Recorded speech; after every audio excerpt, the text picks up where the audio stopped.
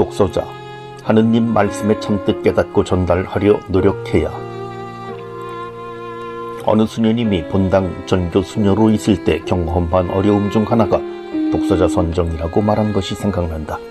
나이도 있으시고 신앙생활도 열심히 하신 어느 자매님에게 주일날 독서를 부탁했더니 극구 사양하셔서 수녀님은 이 자매님이 참 겸손도 하시구나 생각하고 아무튼 꼭 하셔야 한다고 부탁을 하자 나중에는 말소리가 높아지며 서로가 서먹서먹한 분위기까지 이르게 됐다는 것이다.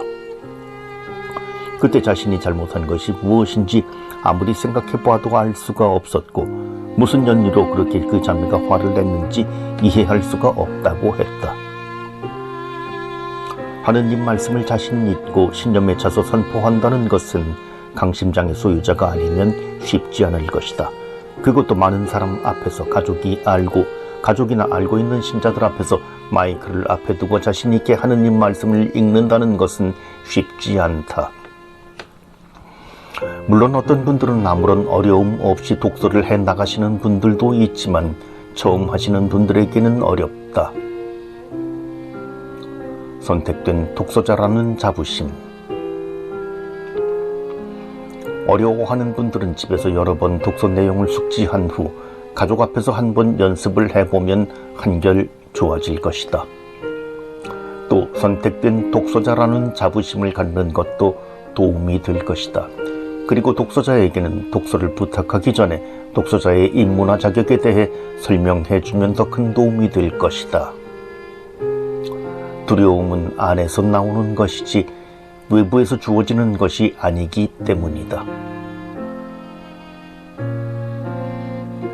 교회에서는 말씀 전례에서 성경을 읽어 전례에 참여한 사람들에게 하느님 말씀을 깨닫도록 하는 사람들 독서자라고 한다. 성경이란 글자 그대로 거룩한 말씀이며 거룩한 책을 읽는 사람은 거룩한 사람이어야 한다. 또한 독서자는 성경 본문을 정독하며 성경 말씀을 전체적으로 파악해야 한다. 독서와 복음의 상관관계를 잘 이해하고 하느님 말씀의 참뜻을 깨닫고 전달하려고 노력해야 한다.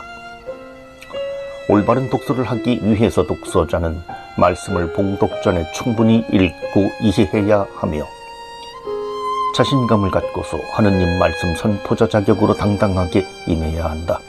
회중들 앞에서 자신감이 결여돼 떨리는 목소리로 봉독해 나간다면 듣는 이들은 하느님 말씀을 제대로 알아들을 수 없기에 독서자들은 임무를 수행할 참된 자질을 갖춰야 하며 빈틈없는 준비를 해야 한다.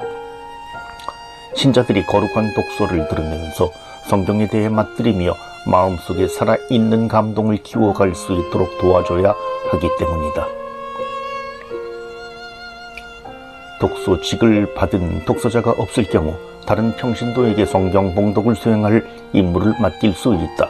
하지만 알맞은 독서자가 없을 때에는 주례사제 자신이 독서를 낭송할 수도 있다. 독서자는 독서 후에 화답송, 낭송자가 따로 없을 경우에는 화답송을 낭송한다. 독서자는 평신도일지라도 미사집전 중에 고유 직무를 가지고 있으므로 자기보다 높은 계층의 직무 수행자가 있더라도 스스로 자기 고유의 직무를 수행한다. 성경 봉독의 소양 갖춰야. 신자들이 하느님 말씀을 듣고서 성경에 대한 감미로움을 생생하게 느끼도록 하려면 독서자들은 비록 독서직을 받지 않았지만 성경 봉독의 소양을 갖추고 있어야 할 것이다. 한국교회는 여성에게도 복음 전 독서들을 봉독하고 보편지향 기도를 하도록 허락하고 있다. 교회는 하느님 말씀을 선포하는 임무가 모든 이에게 열려 있다고 가르치고 있기 때문이다.